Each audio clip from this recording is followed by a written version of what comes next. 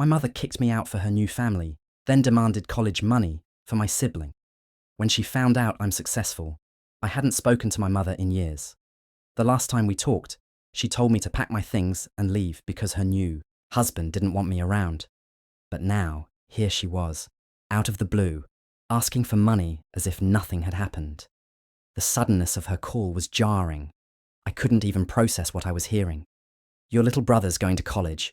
Her voice crackled through the phone, sounding almost syrupy sweet. "We're struggling with the tuition, and I was wondering if you could help out." She didn't even say hi. There was no warmth, no recognition of the years of silence. Just an immediate, casual request for money. And all I could think was, after everything. She hadn't even tried to apologize for kicking me out when I was barely 18. It was as if she had erased me from her life the moment she found a new family to prioritize. I still remembered the day she asked me to leave. "Dan thinks it's best if you move out," she had said flatly, barely meeting my eyes. "You're old enough to figure things out on your own." She'd chosen him, his kids, and her new life over me. And now, years later, she was acting as if nothing had happened, acting as if I was still supposed to be her emotional and financial support. I stayed quiet on the phone, trying to control the rage bubbling inside me. Every part of me wanted to lash out, to demand answers, to remind her of the pain she caused. But I also knew this was manipulation, just like it had always been. She didn't call because she missed me. She called because she needed something. I was nothing more than a resource to her. The irony hit hard. All the years of silence, and now she thought she could just waltz back in when I was finally successful. Growing up, it was always just me and my mum. My dad left before I was even born, and she used to call me her little rock. We didn't have much, but we had each other. At least that's what I thought. She used to tell me how proud she was of me, how I was the reason she kept going when life got hard. I believed her. I trusted her. But everything changed when she met Dan. At first, I was happy for her. She seemed so excited, like she was finally getting a chance at love after years of struggling. I even tried my best to get along with him and his 2 kids, thinking we could be a real family. But Dan made it clear from the start that he didn't see me as part of the picture. He wasn't outright cruel, but it was the subtle things. Ignoring me at dinner, making jokes about how I was old enough to move out, and giving me looks that told me I wasn't welcome. His kids weren't any better. They treated me like I was some outsider invading their family, and my mum, she just let it happen. At first, I told myself it was temporary. She'd come to her senses. She'd see how unfair it was. But things only got worse. She started spending all her time with Dan and his kids, leaving me out of conversations, out of plans, out of everything. It felt like I was being erased from her life. The breaking point came a few weeks after I turned 18. I came home from my part-time job one day, exhausted, only to find my belongings packed in boxes by the door. My mom was sitting in the living room, her hands clasped tightly in her lap. She couldn't even look me in the eye when she said it. "Dan thinks it's best if you move out," she began, her voice eerily calm. "You're an adult now. It's time for you to be independent." I was stunned. "What are you talking about?" I asked, my voice trembling. "I'm still in school. I don't have anywhere to go." She just shook her head. "You'll figure it out. You're smart. You'll be fine." And that was it. No discussion, no second chances. Just a one-way ticket out of her life. I spent the next few hours crying as I packed the rest of my things. She didn't even offer to help. Dan and his kids didn't even bother hiding their satisfaction. It was like they had been waiting for this moment all along. I left that night with no plan, no money, and nowhere to go. I ended up sleeping in my car for weeks, eating cheap fast food and trying to figure out how to survive. I kept asking myself how she could do this to me. We were supposed to be a team. She used to say I was her whole world, but when it came down to it, she chose them over me. The betrayal cut deep. I wanted to hate her, but I also missed her so much it hurt. I kept hoping she'd call, tell me she'd made a mistake and beg me to come back. But the call never came. She had her new family now, and there was no room for me in it. The first few months after being kicked out were the hardest of my life. I had no money, no real support system, and no idea what I was going to do. My car became my home, a rusty old sedan that barely ran. It wasn't much, but it was the only thing keeping me from sleeping on the streets. I spent my nights curled up in the back seat, using my jacket as a blanket and hoping no one would notice me parked on the side of the road. Some nights, I cried myself to sleep, wondering how my life had come to this. I couldn't believe my own mother had abandoned me. I replayed her words in my head over and over again. "You'll figure it out. You're smart. You'll be fine." Fine? I was barely surviving. Food was another challenge. I lived on instant noodles and the occasional fast food meal I could afford with the money I made from odd jobs. I worked wherever I could, cleaning houses, babysitting, and even doing landscaping work for cash under the table. The pay was low and the hours were brutal, but it was enough to keep me going. Barely.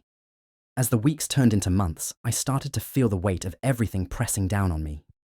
There were moments when I thought about giving up, about calling my mum and begging her to let me come back. But every time I reached for the phone, I stopped myself. Why should I have to beg for the love and support that should have been unconditional? She made her choice. Now I had to live with it. Eventually, I realized that if I didn't take control of my life, no one else would. I started looking for more stable work and found a job as a cashier at a small grocery store. It wasn't glamorous, but it was steady, and it gave me a chance to start saving money. With time, I managed to scrape together enough to move into a tiny studio apartment. It wasn't much, just a single room with a bed, a hot plate, and a leaky faucet. But it was mine. For the first time in months, I felt a glimmer of hope. I also knew that if I wanted a better future, I needed an education. I started looking into community colleges and financial aid programs, eventually finding one that offered night classes I could afford. My days were a blur of work and studying, with little time for anything else. But I didn't care. Every step I took felt like a small victory, a middle finger to the people who had written me off. There were still dark days. Days when I felt like I wasn't moving fast enough or doing enough to improve my situation. But I refused to let those thoughts consume me. I kept pushing forward, driven by a mix of anger, determination, and a deep desire to prove to myself, and maybe even to my mum, that I was more than the person they discarded. Slowly but surely, things began to change. I made friends at school, people who saw my potential and encouraged me to keep going. I found mentors who believed in me and helped me see opportunities I never thought possible. For the first time in a long time, I felt like I was building something real, something worth fighting for. The struggles weren't over, but I was learning how to survive and even thrive on my own terms. And every time I looked back at where I had started, I reminded myself, I didn't need her. I didn't need any of them. I could do this on my own. By the time I turned 25, my life looked nothing like the broken mess it had been just a few years earlier. I'd gone from living in my car and barely scraping by to having a steady job, a college degree, and a small but cozy apartment I was proud to call home. Every milestone felt hard-earned, a testament to the endless nights of studying, working, double shifts, and refusing to give up on myself. It all started to turn around during my final year of community college. I worked tirelessly, maintaining top grades while juggling 2 part-time jobs. My professors noticed my drive and started connecting me with opportunities. One even recommended me for a paid internship at a growing tech company. At first, I was terrified. I felt like an imposter walking into that office on my first day, but I quickly realized that the skills I'd gained through sheer perseverance, problem solving, grit, and determination set me apart. The internship turned into a full-time job offer before I even graduated. For the first time in years, I didn't have to worry about whether I could make rent or afford groceries. I could finally breathe, and I used that freedom to dream bigger. I poured myself into my work, climbing the ladder one step at a time. By the time I was 30, I was managing my own team and had started a side business that eventually grew into something even bigger than my day job. The success felt surreal. I bought my first home, a modest but beautiful space that felt like the ultimate symbol of how far I'd come. I didn't just survive the storm my mother had thrown me into. I thrived. And yet, even as I built this new life, there was a part of me that couldn't entirely forget the past. There were moments when I wondered what she would think if she saw me now. Would she be proud? Regretful? Did she even care? I told myself it didn't matter, that I didn't need her validation. But deep down, The wound she left behind hadn't fully healed. I'd spent years working to prove, to her, to myself, and to the world, that I was more than the girl she'd abandoned. And while I was proud of everything I'd accomplished, I couldn't shake the lingering questions. Why wasn't I enough for her? How could she just leave me behind? Still, I focused on the present and the future. I surrounded myself with people who supported me. Friends, colleagues, and mentors who had become my chosen family. They were the ones who celebrated my wins and encouraged me through my challenges. I didn't need her anymore. I didn't need any of them. But then, out of nowhere, she called. It had been over a decade since I'd last heard her voice, and I almost didn't recognize it when I picked up the phone. "It's your mum," she said, as if those 3 words could bridge the years of silence. I froze, unsure of what to say.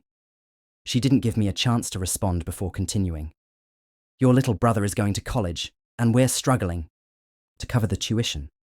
I was hoping you could help out." Her words hit me like a truck. No, I'm sorry. No acknowledgement of what she had done to me. Just a casual request for money, as if the past hadn't happened. It was the first time I realized something. All the success I'd built wasn't just for me. It was also armor, a shield that protected me from people like her. I had worked too hard and come too far to let her drag me back into her world of manipulation. Hearing her voice after all these years felt surreal. My mind raced as she spoke, every word igniting a mix of anger, disbelief, and a tiny, almost unrecognizable flicker of hope. For years, I had wondered if she regretted what she did, if she ever thought about me. But the way she casually launched into her request, without so much as a hint of an apology, made it clear. She didn't call because she missed me. She called because she needed something. "Your little brother is starting college," she said again, her tone dripping with faux sweetness. "We've done everything we can, but tuition is so expensive these days. I know you've been doing well for yourself, and I thought, maybe you could help out." I was silent for a moment, trying to process her audacity. My little brother. The same kid who had watched me pack my bags that night without so much as a goodbye. The same kid who'd taken my place at the dinner table in the family photos in her life. Now, suddenly, I was supposed to care about his future. "Are you serious right now?" I finally said, my voice shaking. "You kicked me out. You let me live in my car, and now you want me to pay for his college?" She sighed, as if I were the unreasonable one. "That was a long time ago. We've all moved on from that. I did what I had to do at the time." "Moved on?" I repeated, my voice rising. "You moved on. I had to rebuild my entire life because you threw me away like I didn't matter." "Don't be so dramatic," she snapped, her tone shifting. "You're fine now, aren't you? You've done well for yourself. All I'm asking is for you to help out your family." "Family?" I couldn't help but laugh bitterly. "You stopped being my family the day you kicked me out. Don't call me asking for favors like we're close." Her voice softened, as if she thought guilt might work where manipulation hadn't. "He's your brother. He's just a kid trying to get an education. Don't punish him for things that weren't his fault." That hit a nerve. I didn't know much about my half-brother, but I couldn't deny that he was young and probably innocent in all of this. Still, the memory of his indifference that night, how he didn't care that I was being pushed out of my own home, made it hard to summon any real sympathy. Was it fair to hold him accountable for what she had done? Maybe not, but helping him meant helping her, and I wasn't sure I could stomach that. "I'll think about it," I said finally. More to end the conversation than anything else. She perked up immediately. "Thank you. I knew you'd understand." I hung up without saying goodbye. My hands were shaking as I stared at my phone. The nerve of her to act like nothing had happened, to expect me to swoop in and save the day after all these years. A part of me wanted to block her number and never think about her again, but another part of me, one I hated to admit existed, wondered if helping my brother might bring me some kind of closure. Maybe I could prove to myself that I was better than her, that I wasn't as cold and selfish as she had been. I didn't know what I was going to do yet. But one thing was clear. I wasn't the scared, desperate kid she'd abandoned all those years ago. I had the power now, and for the first time in my life, I felt in control. The decision weighed on me for days. I thought about my younger brother, about how it wasn't his fault that our mother had made such cruel choices. Maybe helping him would make a difference in his life. But the thought of giving her what she wanted, after everything she'd put me through, made my stomach turn. She didn't deserve my help. Not after abandoning me when I needed her most. I decided I needed closure. If I was going to make any decision, I had to confront her directly. When I called her back, she picked up on the second ring. "I'm so glad you called," she said, her voice dripping with relief. "I knew you'd do the right thing." I ignored her tone and got straight to the point. "Before we talk about anything, I need answers. Why did you kick me out? Why was I so easy to replace?" She sighed dramatically, as if I was asking too much. "You were 18. You were an adult. I thought you could handle yourself. Dan and his kids needed stability, and you were always so independent." "Independent," I repeated, my voice trembling. "I wasn't independent. I was desperate. You threw me out with nothing. You left me to figure out how to survive on my own while you played happy family with strangers." Her tone shifted to defensive. "It wasn't like that. You don't understand how hard it was for me. I did what I thought was best for everyone." "No," I snapped. "You did what was best for you. Don't act like you were some victim. You had a choice, and you chose them over me." There was silence on the other end of the line. For the first time, I heard her falter. "I didn't know it would turn out like this," she said quietly. "I thought you'd come back, that we'd reconnect someday." "That's funny," I said bitterly, "because you didn't reach out until you needed something. You didn't call to apologize. You called for money." She started to say something, but I cut her off.